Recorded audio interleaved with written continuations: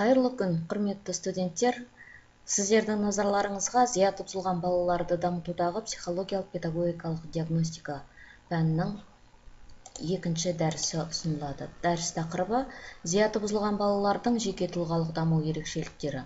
Тақырыптың негізгі сұрақтары: зияты бұзылған балалардың жеке тұлғалық дамуы мен эмоционалды ерік саласының даму ерекшеліктері, зияты бұзылған балалардың тұлға ретінде дамуына әсер ететін факторлар, ақыл-ой кем балалардың жеке тұлғалық дамуы мен эмоционалды ерік саласының даму ерекшеліктері қарастырылады. Зиятының зақымдалу жағдайы ол жеке тұлғаның әлеуметтік қызметтерінің мүмкіндіктерін толық қиындататын, психиканың туа немесе ерте даму кезеңінде жетілмеуін шартталған ауытқушылық болып табылады.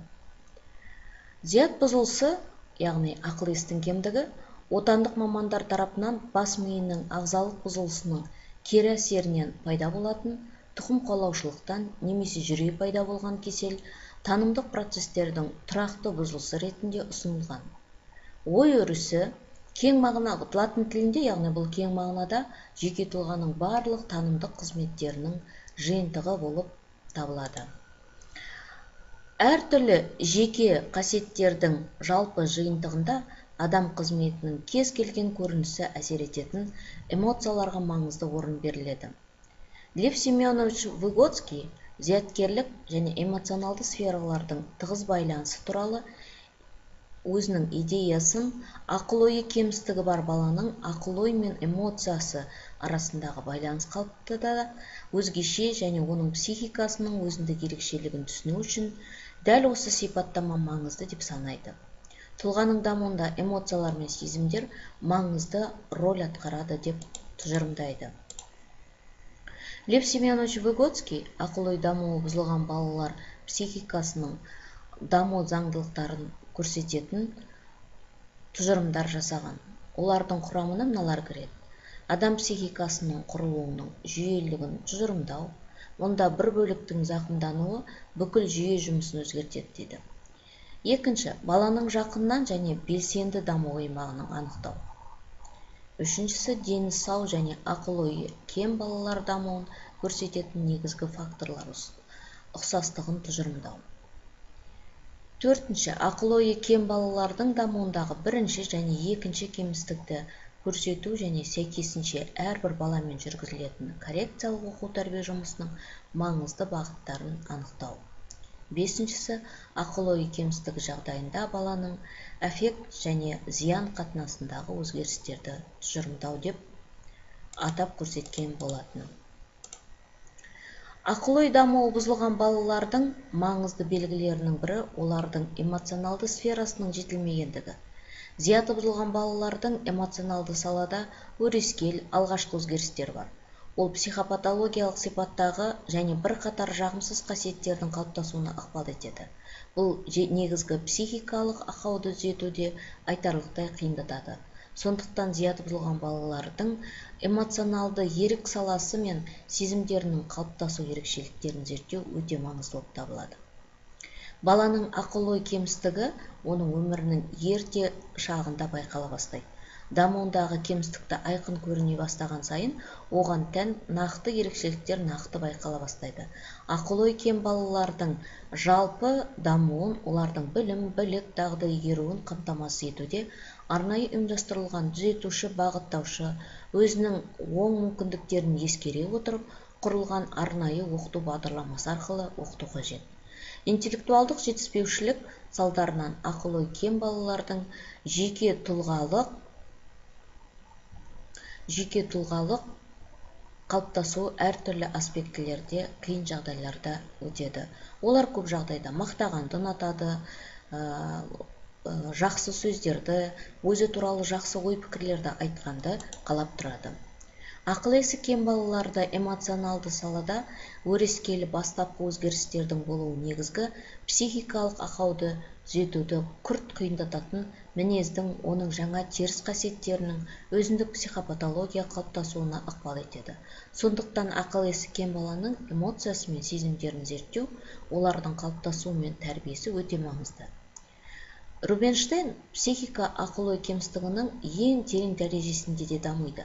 Психиканың дамуы бұл кез келген дененің ең ауыр патологиясынан өтетін балалық шақтың ерекшелігі деген болатын. Психиканың нақты дамуымен қатар, ақыл-есі кем баланың эмоционалды сферасының өзіндік дамуы жүреді. Ол ең алдымен жетілмегендігін көрсетеді. Ақыл-есі кем баланың жеке тұлғалық жетілмегендігі ең алдымен оның қажеттіліктері мен ақыл-ойының даму ерекшеліктеріне байланысты эмоционалды сферасының бірқатар ерекшеліктерінде көрінеді дейді.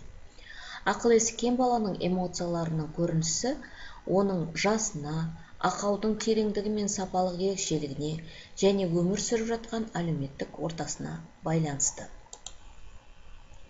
Ақыл-ой кем балалардың жеке даму ерекшеліктерінің жетілмеу себептері. Сәл нәрсеге өте риза болып қуанады, немесе керісінше ренжіп жылайды. Қалыпты балада тәжірибенің көптеген эмоцияларды байқай аламыз. Ғалымдардың айтуынша балалардың сезімдері монотонды, тұрақсыз, яғни екі ғана төтенше жағдаймен шектеледі. Ляззат немесе наразылық белгілі бір тітіркендіргіштердің тікелей әсерінен ғана пайда болады. Бұл бірінші себебі. Екінші себебі, сезімдері көбінесе олардың динамикасындағы сыртқы әлемнің әсеріне сәйкес келмейді. Кейбір балаларда өмірдің маңызды оқиғаларын бастан кешірудің шамадан тыс жеңілдігі мен үстірт болуын, бұл көңіл күйден екінші көңіл күйге тез ауысуын байқауға болады. Ал басқа балаларда олар жиі кездеседі. Шамадан тыс күшті немесе аз жағдайларда пайда болатын тәжірибенің инерттілігі байқалады. Мысалы, кішігірім реніш өте күшті және ұзақ эмоционалды реакцияны тудыруы мүмкін. Үшінші себебі, жеке басының жетілмегендігінің көрінісі эгоцентрлік эмоционалардың бағалау пікірлеріне тәуелді болады.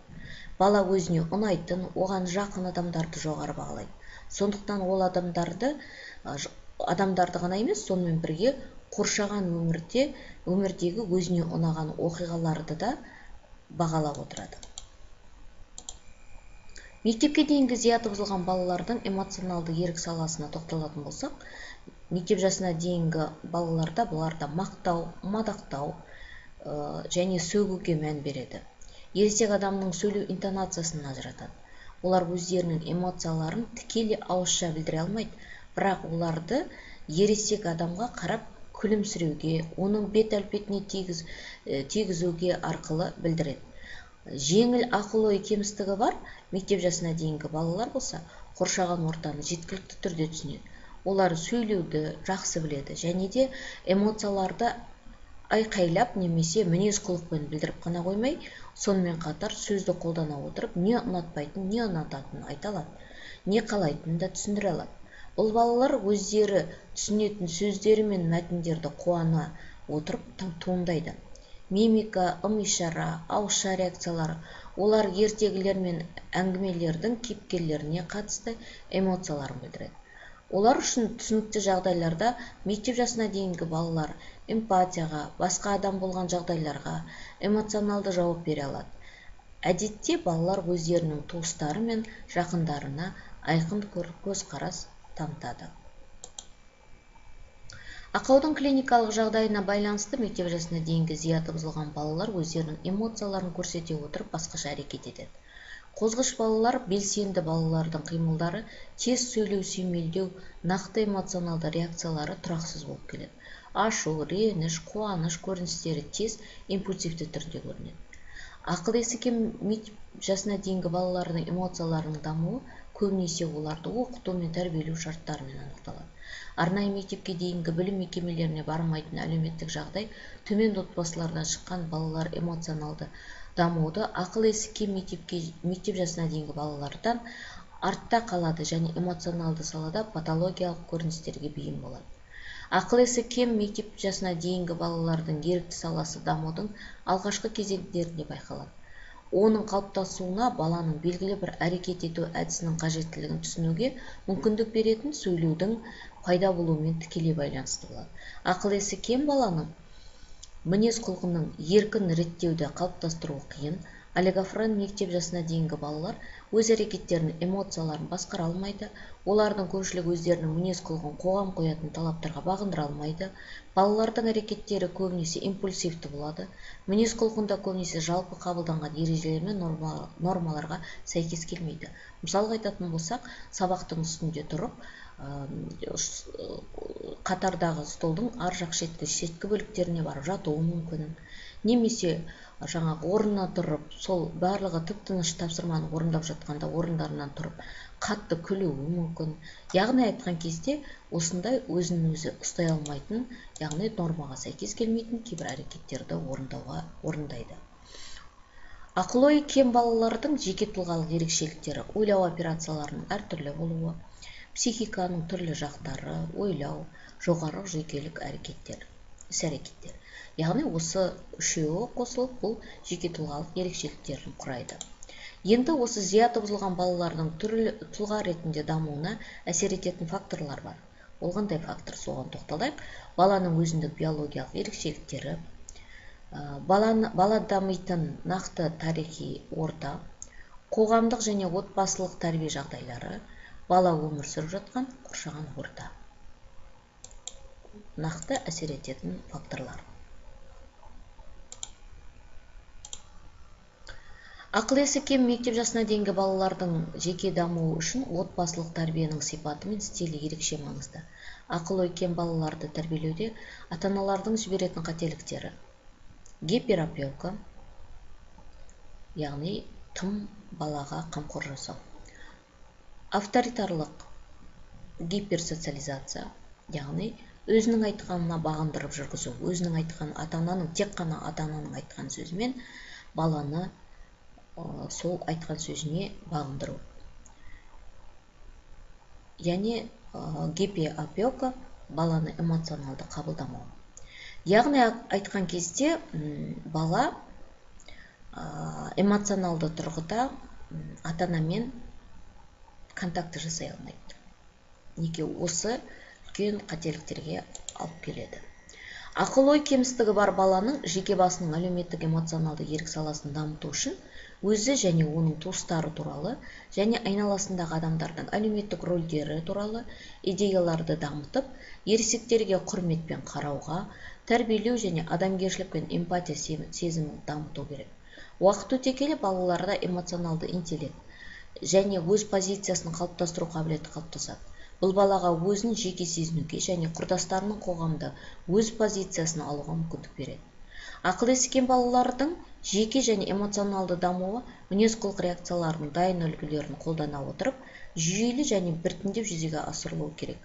Баланың даму процесінде тек мұғалімдер мен психологтар ғана қатыспайды, оған отбасының араласуы үлкен рөл атқарады. Өйткені құрдастарымен және ересектермен қарым-қатынастың үйлесімді құрылысы жағымды эмоциялар, сенім мен махаббат аясында жүруі керек. Мінекей сіздердің алдарыңызға ұсынылып отырған бірнеше шолу дәрісі жалпы тақырып бойынша осы негізгі теориялық мәліметтерді негізге ала отырып, сіздердің тараптарыңыздан келесі дәрістерде және практикалық сабақтарда психологиялық, педагогикалық, диагностика жұмыстарын жүргізуде қолданылатын әдіс-тәсілдерге тоқталамыз. Яғни айтқан кезде бәрімізге белгілі Каус көбігі және де тағы да Равен матрицасы деген сияқты көпке танымал кәсіби тұрғыда қолданылатын әдіс-тәсілдерді талқылайтын боламыз. Сіздердің назарларыңызға жоғарыда көрсетілген мағлұматтарды қорытындылау үшін бекіту сұрақтары ұсынылып отыр. Тест түрінде беріліп отыр. Бұл сұрақтарды сіздер оқып, өз жауаптарыңызды тауып, белгілеп, почтаға жібересіздер, немесе сабақтың барысында талқылаймыз. Және де сіздерге осы біздің университетіміздің кітапханасында бар, және де электронды тұрғыда да алуға мүмкіндіктеріңізге болатын әдебиеттерді ұсынып отырмыз. Тақырыпты осы әдебиеттердің негізге ала отырып, кең ауқымды түрде талқылайды деп сенім білдіремін. Назар қойып тыңдағандарыңызға рахмет.